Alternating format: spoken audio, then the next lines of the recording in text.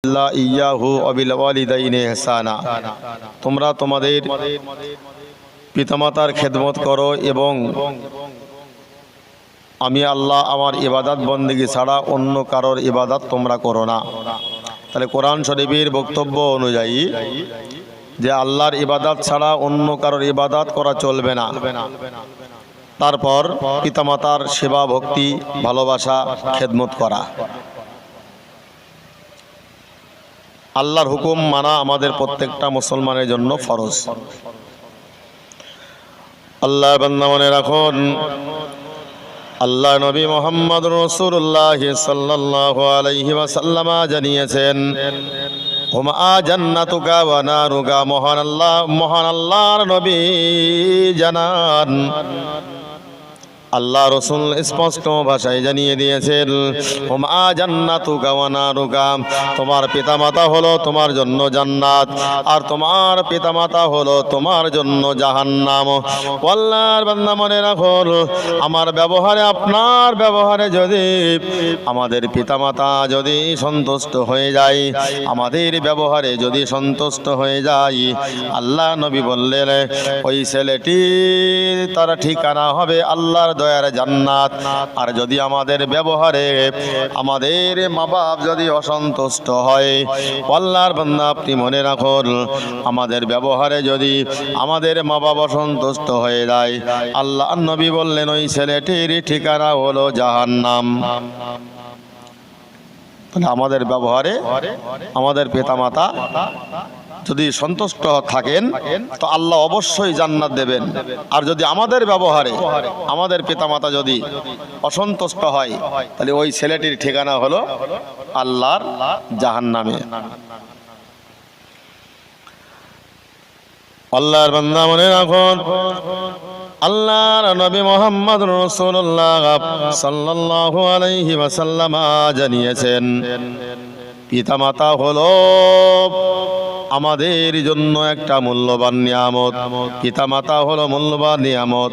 আল্লাহ নবী বলেন, মা মিন ওয়ালাদিন বাররিউ ইয়ানজুরু ইলা ওয়ালিদাইহি নাযারা রাহমাতিন ইল্লা কাতাবাল্লাহু লাহু বিকুল্লি হাজ্জাতাম মাবরুরা। আল্লাহ নবী বলেন, আমার উম্মতি তোমরা মনে রাখো, আমি দিনের নবী মুহাম্মদ রাসূলুল্লাহ জানিয়ে দিলাম, যদি কোনো সন্তানেরা তার পিতামাতার মুখের দিকে একটাবার রহমতের দৃষ্টিতে তাকায়, আল্লাহ নবী বললেন ওই ছেলেটির আমলনামাতে একটা মকবুল হজের সওয়াব লিখে দেওয়া হয়। জোরে বলুন সুবহানাল্লাহ। আমাদের ব্যবহারে যদি আমাদের পিতামাতা যদি সন্তুষ্ট থাকে, তাহলে ওই ছেলেটির আমলনামাতে একটা কবুল হজের সওয়াব লিখে দেওয়া হয়, যদি পিতামাতার মুখের দিকে রহমতের দৃষ্টিতে তাকানো হয়।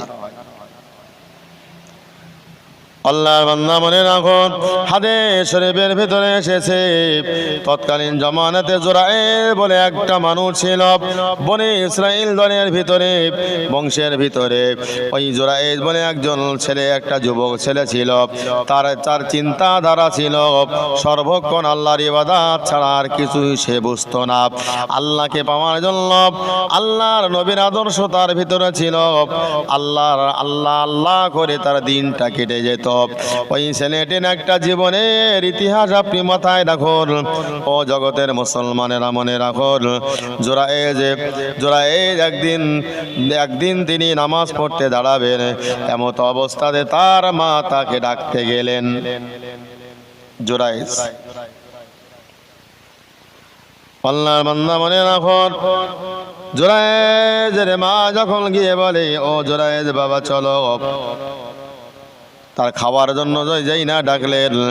জোরায়েজ তখন তার মায়ের কথায় কোনো উত্তর না দিয়ে, তার মায়ের কথায় কোনো সাড়া শব্দটা না দিয়ে, ওই সময় তিনি জোরায়েজ নামাজ পড়তে দাঁড়াবেন। তিনি বলছেন, আমার নামাজ আমার মাতা। বলছে, আমার নামাজ আমার মাতা। এই চিন্তা করে তিনি মায়ের কথা গুরুত্ব না দিয়ে আবার নামাজ পড়তে দাঁড়িয়ে গেলেন। আল্লাহর বান্দা মনে রাখো, জোরায়েদ এই সময়তে আমার নামাজ আমার মাতা বলে দাঁড়িয়ে গেলেন। তিনি মায়ের কথায় কোনো গুরুত্ব না দিয়ে, মায়ের কথায় কোনো গুরুত্ব না দিয়ে তিনি নামাজ পড়তে দাঁড়িয়ে গেলেন। মা কোনো উত্তর না পেয়ে জোরায়েদের বাড়ি থেকে তিনি চলে গেলেন। তারপরের দিন আবার তার সন্তানের কাছে যখন মা চলে এসেছে, জোরায়েদ লক্ষ্য করে দেখতে পেলেন তার মা চলে এসেছে। ওই সময় এক কথাই বললেন, আল্লাহ আমার নামাজ আমার মাতা। আবার বলছে, আমার নামাজ আমার মাতা। আল্লাহর নবী মনে রাখো, আল্লাহর নবী মুহাম্মদুর রাসূলুল্লাহ সাল্লাল্লাহু আলাইহি ওয়াসাল্লাম এই হাদিসটি, এই কথাগুলো হাদিস শরীফের ভিতরে বর্ণনা করে বললেন। ওই সময়তে তার মা গিয়ে বলে, জোরায়েদ মায়ের কথায় কোনো উত্তর না দিয়ে ওই সময়তে জোরায়েদ এবার বলছে, আল্লাহ আমার নামাজ এবং আমার মাতা। আর তিনি সঙ্গে সঙ্গে নামাজ পড়তে দাঁড়িয়ে গেলেন। মায়ের কথায় কোনো উত্তর না দিয়ে, মায়ের কথা কোনো গুরুত্ব না দিয়ে তিনি নামাজ পড়তে দাঁড়িয়ে গেলেন। মা অপমানিত হয়ে সন্তানের কথা উত্তর না পেয়ে তিনি চলে গেলেন। আল্লাহর বান্দা মনে রাখুন, নামাজকে একটা জিনিস আর মায়ের কথার গুরুত্ব আর একটা জিনিস। মা তখন কষ্ট পেয়ে গিয়ে আল্লাহকে বললেন, আল্লাহ আমার সন্তান আমার কথায় কোনো গুরুত্ব দিল না। আল্লাহ ও রব্বুল আলামিন, আল্লাহ আমার মা কোনো উত্তর দিলে, আমার সন্তান কোনো উত্তর দিল না। ও রব্বুল আলামিন, আমার সন্তান যতদিন অপমানিত না হবে ততদিন আমার সন্তানের মৃত্যু দেবেন না। মা বদদোয়া করছে, সন্তানের জন্য মায়ের দোয়া কবুল। আল্লাহর বান্দা মনে রাখুন, ওই সময়তে জোরায়েদ তিনি একটা ফাঁকা জায়গায় নিরিবিলি স্থানে আলসে একটা করে ঘরের ভিতরে সর্বক্ষণ তিনি আল্লাহর ইবাদতে মশগুল থাকতেন। সর্বক্ষণ তিনি আল্লাহর ইবাদতে মশগুল হয়ে থাকতেন। না না না, তার দুনিয়ার সঙ্গে কোনো সম্পর্ক ছিল না। ওই জোরায়েদ তখন এবার মায়ের কথা গুরুত্ব দিল না, নামাজ পড়তে দাঁড়িয়ে গেলেন। মা তার ব্যবহার অত্যন্ত কষ্ট পেয়ে বাড়ি চলে গেলেন। আল্লাহর বান্দা মনে রাখুন, ওই সময়তে বনি ইসরাইল দলের ভিতরে মানুষেরা তারা ষড়যন্ত্র করলো ওই জোরায়েদকে ওই জায়গা থেকে বিতাড়িত করতে হবে। জোরায়েদের পিছনে শত্রু লেগে গেছে। তো জোরায়েদের পিছনে শত্রু লেগে গেছে। ওই সময় বনি ইসরাইল দলের ভিতরে একটা খুব রূপবতী একটা মহিলা ছিল। তাকে ডাকা হলো, ডেকে বলছে, দেখো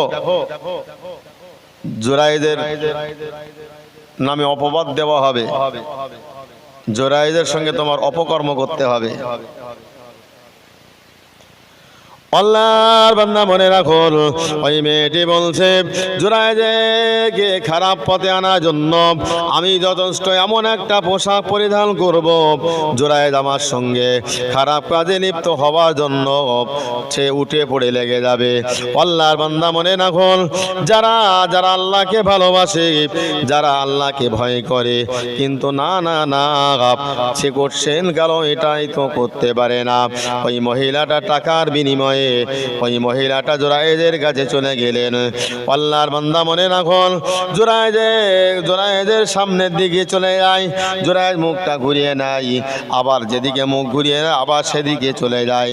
ওই সময়তে জোরায়েদ কোনো রকমে তার দৃষ্টিটা ওই মহিলা দিকে না দিয়ে জোরায়েদ ওই সময়তে ওই মহিলাটির সঙ্গে অপকর্মে লিপ্ত হলেন না। জোরে বলুন সুবহানাল্লাহ। জোরায়েদ কোন রকমে দৃষ্টিপাত না করে সে তার ধ্যানে মগ্ন। আল্লাহ বান্দা মনে রাখুন, ওই সময়তে ওই মহিলা এবার ওই সময়তে ওই তৎকালীন জমানাতে কোনো একটা রাখালের সঙ্গে জিনা ব্যভিচারী করে গর্ভে সন্তান নিয়েছেন। আল্লাহর বান্দা মনে রাখুন, ওই মহিলাটির গর্ভে সন্তান চলে গেছে। আস্তে আস্তে ওই মহিলাটার সন্তান প্রসব হবার উপক্রম হয়েছে। ওই মহিলা ওই বনে ইসরাইল দলের ভিতরে লোকদেরকে গিয়ে বলছে, ওই জুরায়েজের অবৈধ সন্তান আমার গর্ভে। জুরাইজকে ডাকা হলো, জুরাইজকে মারধর করতে শুরু করা হলো। জুরাইজের ইবাদত গৃহ যে ঘরটা ছিল সে ঘরটা ভেঙে দেবার উপক্রম হলো, বা ভেঙেও দিয়েছে। জুরাইজ বলছে, আমার ঘরটা ভেঙে দিয়েছেন কেন, আমাকে মারছেন কেন, ব্যাপারটা কি? বলছে, তুমি ওই সুন্দরী মহিলার সঙ্গে তুমি জিনা ব্যভিচার করেছো, তোমার অবৈধ সন্তান তার গর্ভে রয়েছে। আল্লাহর বান্দা মনে রাখুন, ওই সময়তে জুরাইজ বলছে, আল্লাহর বান্দা মনে রাখুন, না না না, ওই মহিলার সঙ্গে আমার কোনো অবৈধ সম্পর্ক নয়, ওই মহিলার সঙ্গে আমার কোনো সম্পর্ক নয়, ওই সন্তান আমার না, ওই মহিলার সঙ্গে আমি জিনা ব্যভিচারী করিনি। আল্লাহর বান্দা মনে রাখুন, ওই সময়তে জুরাইজ এক কথায় বললেন, আমাকে একটু সময় দেওয়া হোক।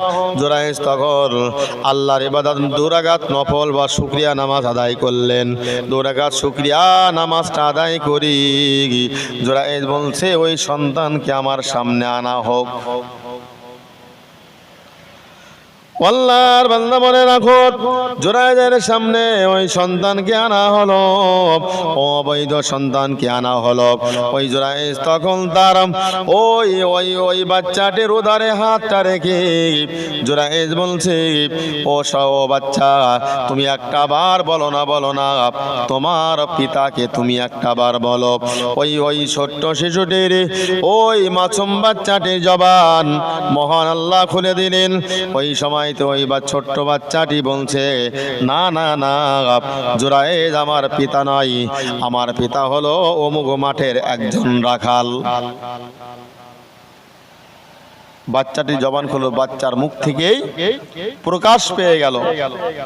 তখন সবাই জুরাইজের কাছে গিয়ে ক্ষমা চাইছে, জুরাইজ আমাদের ভুল হয়ে গেছে।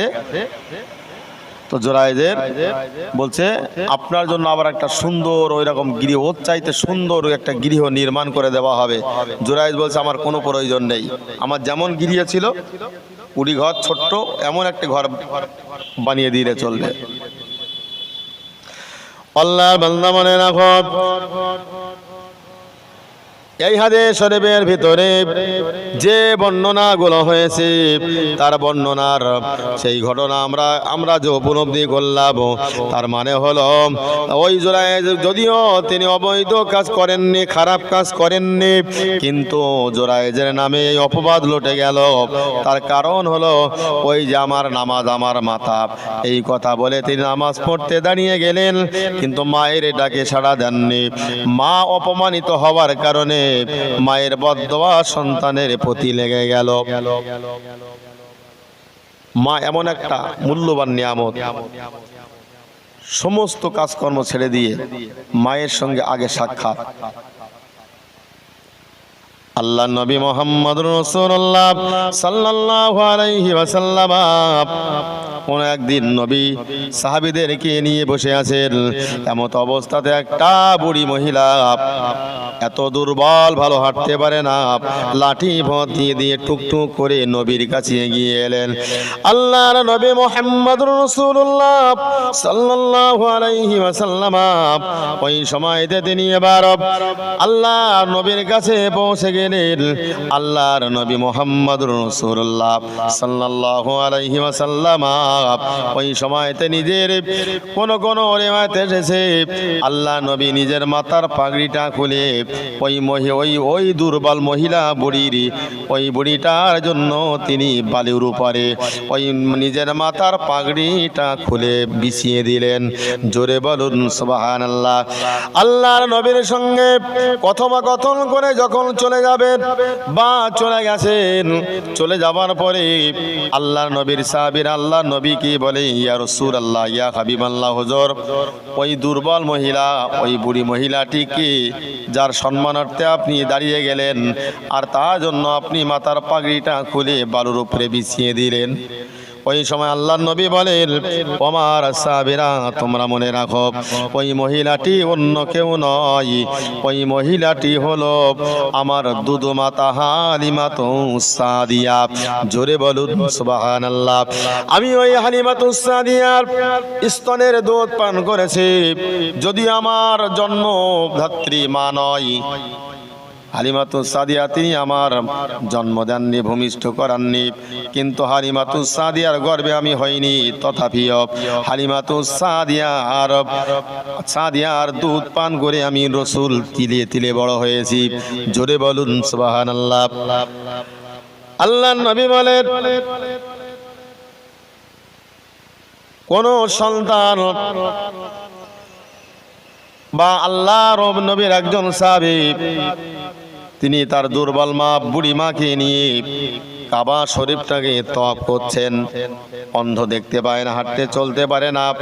ওই বুড়ি মা জয়ীব মা তাকে কাঁধে করে করে নিয়ে দিনের নবী মুহাম্মদ রাসূলুল্লাহর কাছে বর্ণনা করছে, ইয়া রাসূলুল্লাহ, আমার ওই দুর্বল মাকে নিয়ে গর্ভধারিণী জনমদখিনী মা, আমি ওই মাকে নিয়ে আমি অনেক দিন হয়ে গেছে কাবা শরীফটাকে তওয়াফ করি। ইয়া রাসূলুল্লাহ, আমার মাকে তওয়াফ করতে করতে আমার কাঁধে যেন ঘা হওয়ার উপক্রম হয়েছে। ইয়া রাসূলুল্লাহ, হুজুর আপনি একটাবার বলুন না, আমার মায়ের দুধের ঋণ কি আমি শোধ করতে পেরেছি? দিনের নবী মুহাম্মদুর রাসূলুল্লাহ বললেন, আমার সাহাবী তুমি মনে রাখো, আমি দিনের নবী মুহাম্মদুর রাসূলুল্লাহ জানিয়ে দিলাম, তুমি আমার সাহাবী তুমি মনে রাখো, তুমি যদি তোমার গায়ের চামড়া দিও, যদি তুমি তোমার মায়ের পায়ের জুতা তৈরি করে দাও, তথাপিও তুমি তোমার মায়ের এক ফোঁটা দুধের ঋণ তুমি শোধ করতে পারবে না। জোরে বলুন সুবহানাল্লাহ। এর নাম হলো মা। কত বড় কথা। হুজুর আমার মায়ের দুধের ঋণকে আমি শোধ করতে পেরেছি। আল্লাহর নবী বললেন, তোমার গায়ের চামড়া দিয়ে যদি তোমার মায়ের পায়ের জুতা তৈরি করে দাও, আমি রাসূলুল্লাহ বলছি, তুমি তোমার মায়ের এক